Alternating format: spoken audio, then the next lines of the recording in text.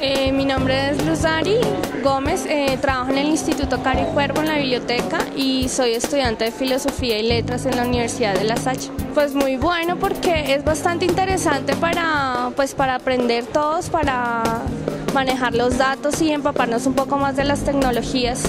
que yo creo que mucha gente no está muy bien enterada de cómo es el manejo de los datos y la información y cómo es la educación en las bibliotecas. Pues el evento es bastante interesante, es para todos, para niños, para jóvenes, para adultos, para todos los que quieran venir, porque pues es útil para todas las edades, para el manejo, para el conocimiento, para estudiar, para aprender un poco más y es bastante útil. De verdad que pues es bastante interesante y ojalá que vengan.